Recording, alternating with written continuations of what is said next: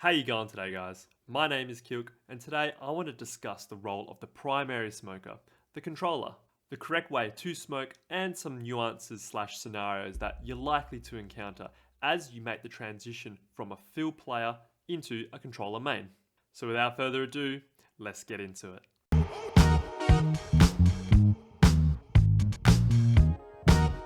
Starting off with the role of the controller, and it's literally in the name. It is your job to control space and the tempo of the game. On the attacking side, you cut off a lot of crossfire angles or blocking off tight angles where they can duck in and out of cover, which then, if they want to contest you, they are really exposed and they're forced to push your smoke. If you've then taken sight and have some smokes left over, you can then delay the retake, burning precious time off the spike. Take this example used by Fnatic on Bind. They have secured elbow and sight on B, and both are smokes here. For an execute, this would be a terrible smoke, as it allows defenders to contest the hookah players, but for a retake stall, it is excellent.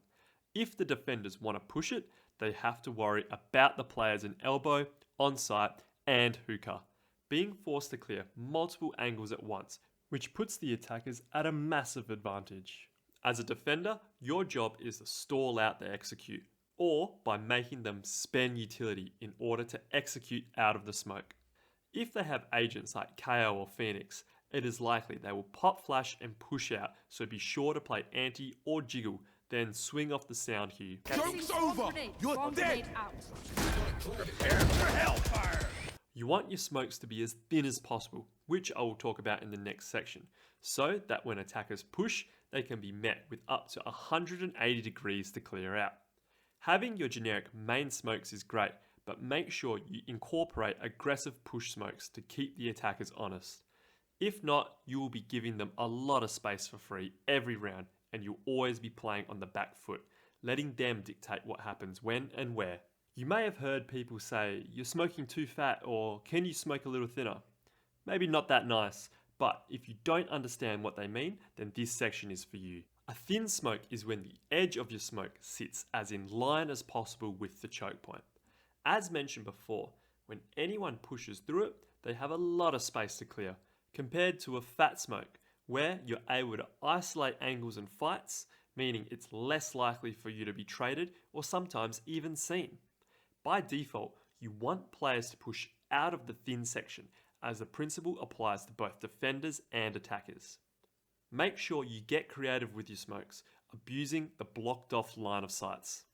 Alright, so default smokes are all well and good, but what about those deep smokes that you sometimes see, and when do you use them? My general rule of thumb is, the more space you have, the deeper the smoke you place. Let's take this example from Optic vs Loud on Bind. After a lot of defaulting, FNS and his band of merry men have snuck their way into the front of U-Haul, with Loud choosing to leave it open because Optic have an orbital strike in hand. Smokes for CT in heaven come down for Optic, and instantly FNS takes control of the rest of U-Haul. Having control of the backside of U-Haul allows you to contest backside, so defenders are no longer safe to sit behind the boxes or freely walk out of CT.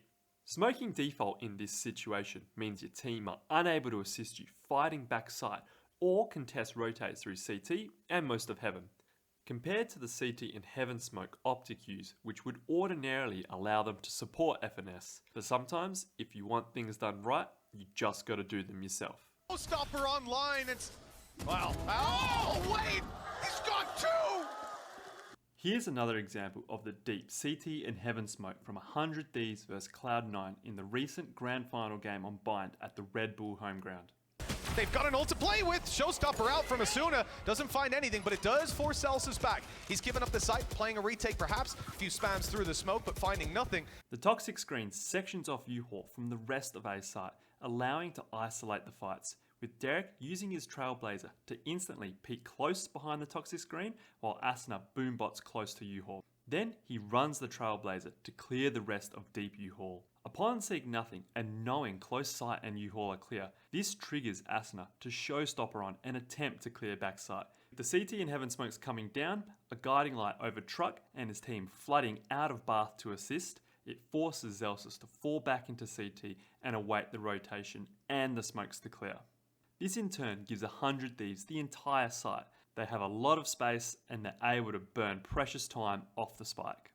Compare this to a post plant on Ascent B site with the defenders closing in. There's a couple of you left, and because you don't have control around the switch area, smoking off CT and market is again pointless, and smoking off the closer chokes is better. This playstyle is really evident when you're the last alive and find yourself in a 1vx.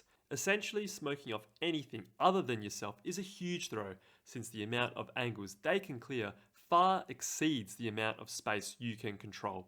By smoking yourself off and playing in or around the cover provided, you can isolate the 1v1s, avoiding getting traded by playing a cat and mouse style and hopefully able to clutch it out. Getting crafty with your smokes can lead to big brain outplays and leave the enemies scratching their heads. Just experiment with what works well and what doesn't.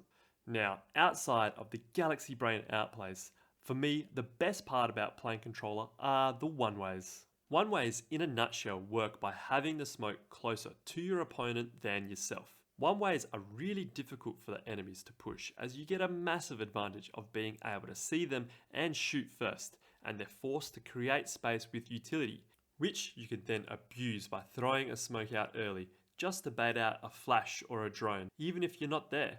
As always, mix it up. If you stand in the same spot each time, you're gonna get pre-fired and punished. The best agent for one-ways is Omen, since his smokes will actually sit inside the wall. You can do them almost anywhere on any map if the wall is thick enough. The best way to do it, in my opinion, is to make sure you have the red arrow and have the sphere just above the ground, and it should come out quite nicely. Other agents such as Astra, Brim and Viper need a bit more map assistance, but can still work very nicely too. Don't forget, a lot of maps will have something next to the default plant spots that can be used as a one-way to really help out your post plants. Before you start giving your team one-way smokes and they do nothing off them and flame you for just doing troll smokes and not smoking off main, make sure you communicate with them and set it up with them. Otherwise, worst case scenario, just do the one-ways for yourself or as a bait.